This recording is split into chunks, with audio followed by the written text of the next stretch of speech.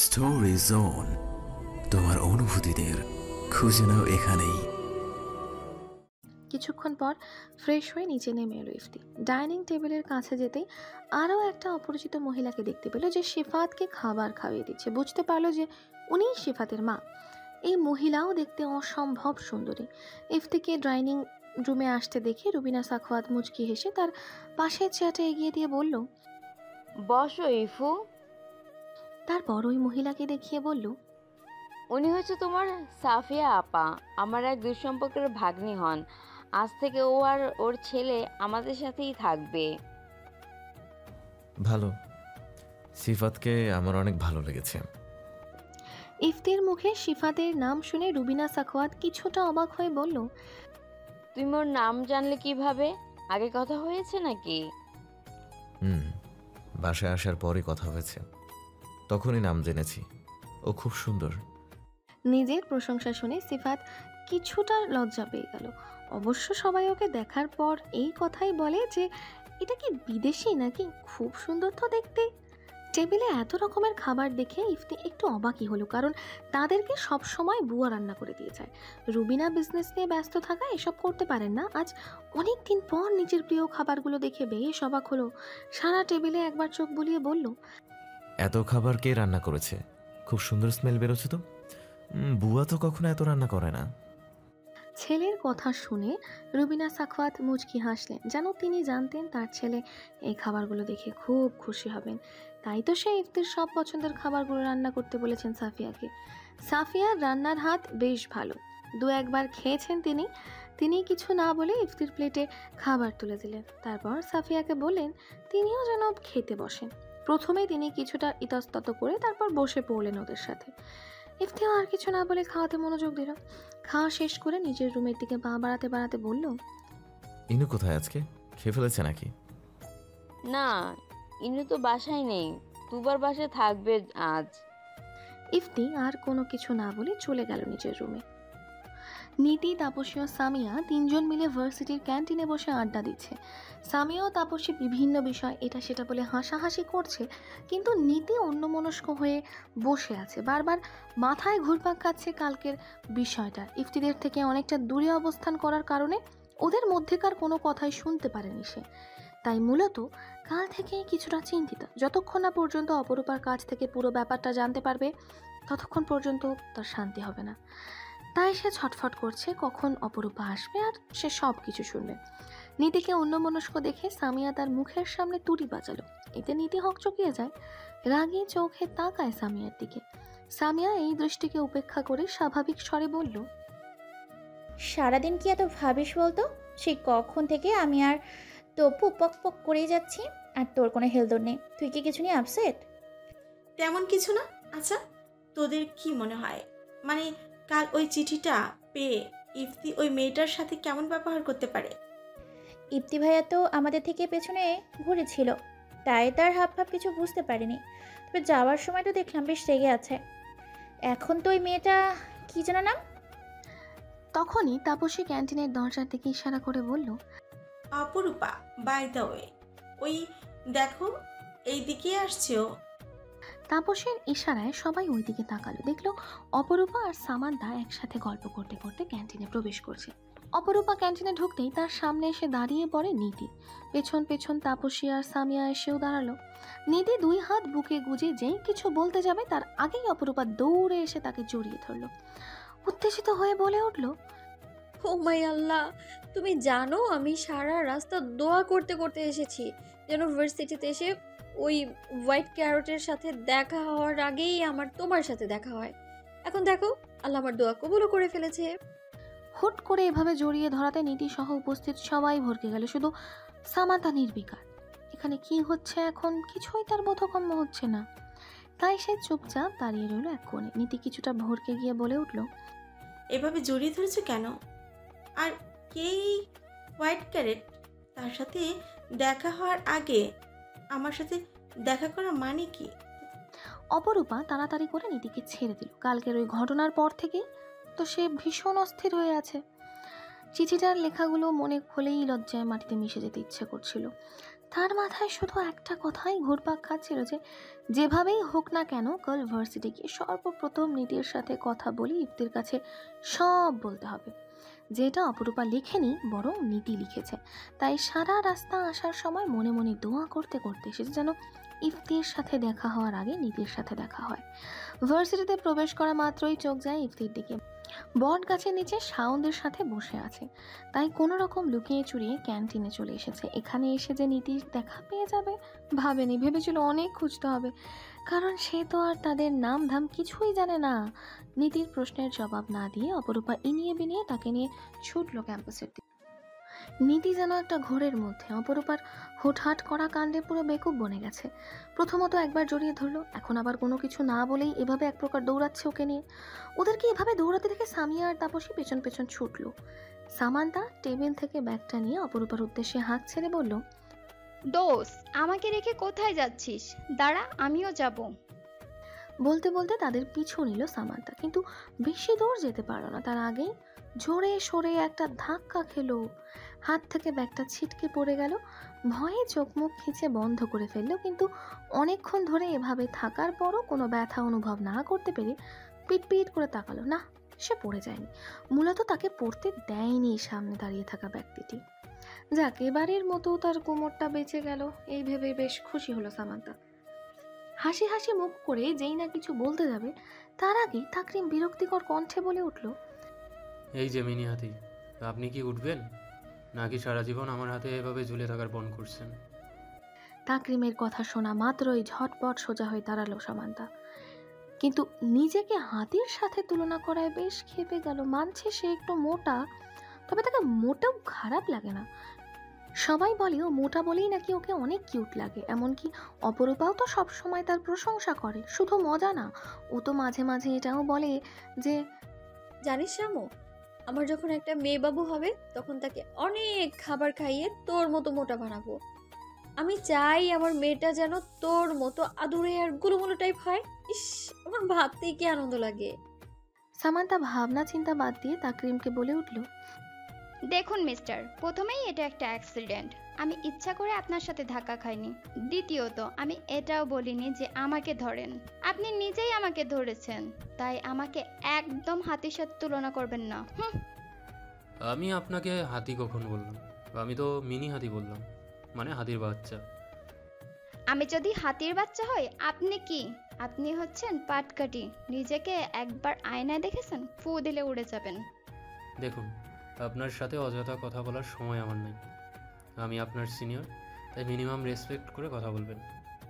সামান্তাকে কিছু বলার সুযোগ না দিয়েই তাকরিম ক্যান্টিনে ঢুকে গেল। সামান্তা সেদিকে তাকিয়ে মনে মনে বলে উঠল, আইসে মিনি হাতি, বিয়াদব তো 14 গোষ্ঠী হাতি, আর তুই পাটকাঠি। সামান্তা এদিক ওদিক তাকিয়ে নিজের ব্যাগটা তুলে নিল। সকাল সকাল তাই এদিকটায় বেশি মানুষ নেই, দু একজন যাও আছে, তারা তাদের নিজেদের কাজ নিয়েই ব্যস্ত, এদিকে কারো খেয়াল নেই। তারপর ব্যাগটা কাঁধে তুলে অপরূপাদেরকে খুঁজতে লাগলো। শাওনের বাইকের সাথে হেলান দিয়ে দাঁড়িয়ে আছে ইফতি, গুনগুন করে গানও গাইছে। একটু পরপর হাতের ঘড়িতে চোখ বোলাচ্ছে। তাকরিম আর শাওনের জন্য অপেক্ষা করছে সে, অনেকক্ষণ ধরেই দুটো লাপাত্তা। তাকরিম তো ক্যান্টিন থেকে খাবার আনছি বলে নিজেই খাবার হয়ে বসে আছে, শাওন কোথায় গেছে তা সে জানে না, তাই এখন এই বটের ছায়ায় দাঁড়িয়ে তাদের জন্য অপেক্ষা করছে। Excuse me. একটি মেয়েলি কণ্ঠস্বর পেয়ে গান গাওয়া বন্ধ করে ফেলে ইফতি। পেছনে না ফিরেও বুঝতে পারছে কে তাকে ডাকছে, তাই চুপচাপ এইভাবেই দাঁড়িয়ে রইল। যাক, মেয়েটা এতটাও অবাধ্য না, কালকে ইফতির বলা কথাটা মনে রেখেছে ভেবে মুচকি হাসল সে, যা অপরূপার অগোচরেই রয়ে গেল, দেখতে পারল না সেই ঢোল পড়া হাসি। অপরদিকে ইফতির কোনো সারা শব্দ না পেয়ে বিরক্ত হলো অপরূপা। তার পাশেই সামান্তা হতবিহবল হয়ে দাঁড়িয়ে আছে, বুঝতে পারছে ইফতির কাছে তাকে কেন নিয়ে এসেছে। তাহলে কি এই অপরূপা সব বলে দেবে ইফতিকে? যদি ইফতি একবার মেনে যায় যে এই চিঠি নীতি লিখেছে, তাহলে ওর কি অবস্থা করবে ভেবেই হাত পা কেঁপে উঠছে। দূর থেকে বুঝতে পারলেও একটু কাছাকাছি আসতেই স্পষ্ট হয়েছিল ইফতির অবয়ব। তখন থেকেই নীতি কিছুটা ঘাবড়ে আছে, ঘাবড়ানোর চেহারা নেই, অপরূপার দিকে তাকালো, জড়িয়ে আসা কণ্ঠে ফিসফিস করে বলল, তুমি আমাকে এখানে কেন নিয়ে এসেছ? আমার হাত ছাড়ো, আমাকে তাপসী খুঁজছে। ইফতির সারা শব্দ না পেয়ে এমনিতেই বিরক্ত হয়ে আছে অপরূপা। এই লোক কি কানে শুনতে পারে না? তার পিছনে জল জ্যান্ত দুইটা মানুষ দাঁড়িয়ে আছে, আর সে কিনা নির্বিকার চিত্তে পিছন ফিরে দাঁড়িয়ে রয়েছে। নীতি চলে যাওয়ার জন্য পা বাড়াতেই অপরূপা খপ করে তার হাত টেনে ধরে, তারপর জোর কণ্ঠে বলে ওঠে, হ্যালো ডিয়ার লিসেনার্স, আপনারা শুনছেন স্টোরিজ অন প্রেজেন্স ধারাবাহিক পর্ব গল্প। আমাদের সামগ্রিক প্রচেষ্টাকে উৎসাহিত করতে লাইক অ্যান্ড কমেন্ট করতে ভুলবেন না। Thank you. আরে বোন, তোমাকে তো আমার বাড়ি নিয়ে যাওয়ার জন্য আনিনি। তুমি কিন্তু প্রমিস করেছিলে যে আমি যদি 1 ঘন্টা চিঠির বিষয়টা চেপে যেতে পারি তাহলে আমি যা চাইবো তাই দিবে। তো নাও, আমি পুরো 1 দিন চেপে গেছি। এখন ঝটপট বলে দাও তো ওনাকে যে আমি এই চিঠিটা লিখিনি, চিঠিটা তুমি লিখেছো। এই চিঠিটা যেন আমি ওনাকে দেই। তুমি আর ওই আপুর আমাকে এটা চ্যালেঞ্জ করেছিলে। একদমে কথাগুলো বলে একটা নিঃশ্বাস ফেললো অপরূপা। তার ধারণা ছিল ইফতি এখনো অন্যদিকেই তাকিয়েছে, কিন্তু না, সে এতক্ষণ অপরূপার বলা সব কথাই শুনেছে। তার স্থির দৃষ্টি এখন তাদের দিকেই। এদিকে এসব শুনে নীতির ভয়ে গলা শুকিয়ে গেছে। যদিও ইফতি কখনো ওকে তেমন কিছু বলে না, তবে রেগে গেলে যে কাউকে তোয়াক্কা করবে না এটা তার বেশ জানা আছে। তাই ভয়ার্ত দৃষ্টিতে ইফতির দিকে তাকালো, যার দৃষ্টি অপরূপাতেই স্থির এখনো। ইফতি তার দৃষ্টির নড়চড় না করেই নীতিকে বলল, উনি যা বলেছে তাকে সত্যি? অতঃপর তার দিকে তাকালো। নীতি মাটির দিকে তাকিয়ে হাত কচলাচ্ছে। এই মুহূর্তে কি বলা উচিত বুঝতে পারছে না। যদি সত্যিটা স্বীকার করে নেয় তাহলে ইফতি কি তাকে ছেড়ে কথা বলবে? বিষয়টা যদি অন্য কাউকে নিয়ে হতো তাইলে একটা কথা ছিল, কিন্তু এখন তো এখানে স্বয়ং ইফতিকে নিয়ে সে এ ধরনের দুঃসাহস দেখিয়েছে। নীতিকে কিছু বলতে না দেখে এবার অপরূপা তার হাত ঝাঁকিয়ে বলে উঠল, কি হলো আপু, তুমি সত্যিটা স্বীকার করতে যতটুকু সময় নিচ্ছ ততটুকু সময় তো আমি এই অশ্লীল করে লেখা চিঠিতেও ব্যয় করিনি। ইফতি এবার অপরূপার দিকে তাকালো, তারপর ভ্রু উঁচিয়ে বলল, তুমি এখন এখানে দাঁড়িয়ে আছো কেন? তোমার কথা বলা শেষ, এবার আসতে পারো। ইফতির পানে বিরক্ত হয়ে তাকালো অপরূপা, তারপর খটমট করে বলে উঠল, আমার এত ঠেকা পড়ে নাই যে এখানে দাঁড়িয়ে আপনার বিরক্তিকর ভাষণ শুনবো। তারপর নীতির দিকে তাকিয়ে একটা বাঁকা হাসি দিল। আপু, ভুল মানুষকে চ্যালেঞ্জ করে ফেলেছিলে, দেখলে তো এখন তার পরিণাম কি হলো। চেয়েছিলে আমায় হেনস্থা করতে, কিন্তু এখন নিজেই ফেঁসে গেছিলে। আমি কিন্তু এতটাও বোকা নয় যে তুমি আমাকে যা বলবে তা কোনোরূপ ভাবনা চিন্তা না করেই আমি করে ফেলবো। অপরূপা আর কিছুই না বলেই এখান থেকে প্রস্থান করলো। নীতি মুখে কিছু না বলেও মনে মনে তার গোষ্ঠী উদ্ধার করছে। এই মেয়েকে তো ও দেখে নেবে, তার আগে আসন্ন ঝড় থেকে নিজেকে রক্ষা করুক। ইফতি একবার অপরূপার যাওয়ার দিকে তাকিয়ে চোখ ফিরিয়ে নিল, তারপর নীতিকে বলল, আমি প্রথমে বুঝতে পেরেছিলাম যেটা তোমার লেখা, কিন্তু এটা ভেবে বেশ অবাক হয়েছিলাম যে তুমি ওকে দিয়ে এ ধরনের চিঠি পাঠালে। তারপর কিছু একটা ভেবে মুচকি হাসলো। সেই হাসি নীতির চোখে পড়তেই চমকে গেল। আজ পর্যন্ত কখনো তাকে হাসতে দেখা যায়নি। ইফতি বন্ধুদের সামনে ব্যতীত অন্য কারোর সামনে নিজের হাস্যোজ্জ্বল চেহারা প্রকাশ করেনি। রুবিনা সাখাওয়াতও এই হাস্যোজ্জ্বল চেহারা কখনো দেখেছে কিনা সন্দেহ হচ্ছে নীতির। নীতি যেন বেমালুম ভুলে গেল তার কিছুক্ষণ আগে পাওয়া সকল ডর ভয়। অপ্রস্তুত ভাবটাও যেন জানালা দিয়ে ছুটতে পালিয়েছে। তার বদলে এসে ভিড় জমিয়েছে এক আকাশ সমক অবাকতা। সে হাঁ করে তাকিয়ে আছে ইফতির দিকে। ইফতি নীতির অবাক মুখশ্রীর দিকে তাকিয়ে এবার শব্দ করে হেসে উঠল। চমকে তো নীতি যেন এবার চমকের সাগরে নিমজ্জিত হলো।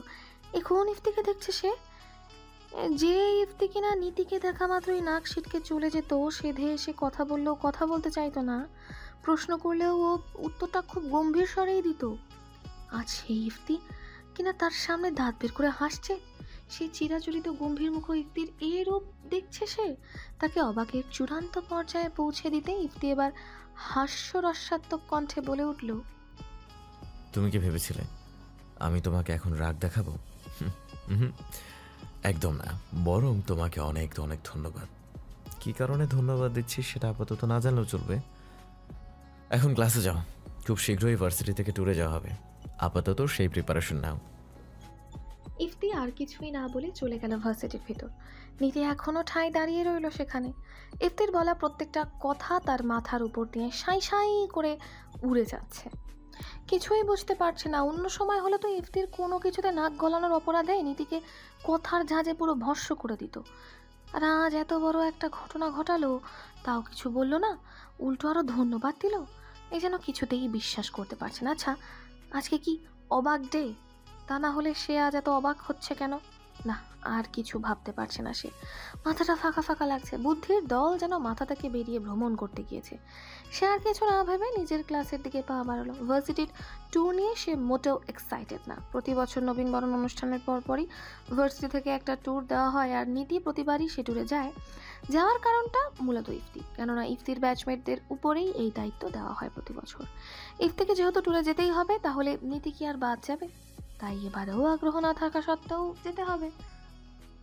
মধ্যাহ্নের তপ্ত রৌদ্রোজ্জ্বল দুপুরে জমজমাট ভার্সিটি প্রাঙ্গণ, ক্যাম্পাস এবং ভার্সিটির আশেপাশে গোল হয়ে বসে আছে হাজারো শিক্ষার্থীর দল। কেউ কেউ বন্ধুদের সাথে আড্ডা দিতে ব্যস্ত, কেউ বা জরুরি নোট লিখতে। করিডোর দিয়ে আপন মনে হেঁটে চলেছে অপরূপা, উদ্দেশ্য গ্রন্থাগার। সেখান থেকে প্রয়োজনীয় বই পুস্তক সংগ্রহ করবে সে। সামান্তা, এনায়া আর তুবা একসাথে বসে কোথাও হয়তো গল্পে মশগুল। অল্প সময়ই বেশ ভালো বন্ধুত্ব তৈরি হয়েছে তাদের মাঝে। ওরাও আসতে চেয়েছিল অপরূপার সাথে, কিন্তু অপরূপা আসতে দেয়নি। সে শুধু বই পুস্তক সংগ্রহ করবে না, একান্তে কিছুটা সময় লাইব্রেরিতে বই পড়েও কাটাবে। তাই ওদেরকে সাথে করে নিয়ে আসেনি। লাইব্রেরিতে পৌঁছে একবার পুরো কক্ষটি পর্যবেক্ষণ করলো অপরূপা। অনেক বড় লাইব্রেরিটা, চারপাশে সুন্দর করে সাজিয়ে রাখা হয়েছে বইগুলো। এখানে শুধু পাঠ্যপুস্তক না, বিভিন্ন ধরনের উপন্যাসও রয়েছে। লাইব্রেরিতে বসে পড়ার জন্য সুন্দর ব্যবস্থা রয়েছে। অপরূপা ঘুরে ঘুরে প্রতিটা শাড়ি দেখলো। একজন বইপ্রেমী মানুষের কাছে এর থেকে সুন্দর দৃশ্য বোধহয় আর কিছু হতে পারে না। আশেপাশে আরও অনেক মানুষই আছেন, কেউ বই হাতে বেরিয়ে যাচ্ছে, আবার কেউ বসে বসে পড়ছে। সেদিকে একবার তাকিয়ে চোখ সরিয়ে নিল অপরূপা।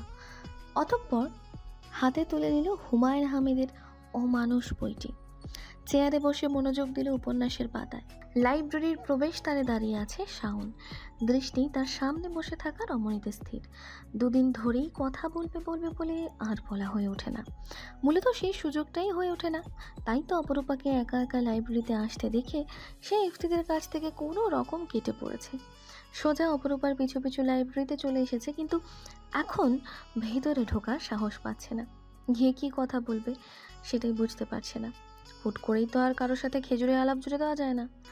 পরক্ষণে কিছু একটা ভেবে ঢুকে গেল লাইব্রেরিতে। সোজা পায়ে হেঁটে গিয়ে একটা উপন্যাস সেও হাতে তুলে নিল। তারপর এদিক ওদিক তাকিয়ে অপরূপার টেবিলের কাছে এগিয়ে গেল। অপরূপা এখনও খুব মনোযোগ সহকারে বইটা পড়ছে। তা দেখে শাওন তার গলাটা ঝেড়ে অপরূপার দৃষ্টি আকর্ষণ করার চেষ্টা করলো এবং সফলও হলো। অপরূপা ভ্রু কুঁচকে জিজ্ঞাসা দৃষ্টিতে তাকালো শাওনের দিকে। পড়ায় ব্যাঘাত ঘটায় যে খানিকটা বিরক্ত হয়েছে তা কপালের ভাঁজদ্বয়ের মাঝেই স্পষ্ট বিদ্যমান। শাওন সেদিকে না তাকিয়ে অপরূপার পাশের চেয়ারটা ইশারা করে একটু রইসয়ে বলল, if you don't mind, can I?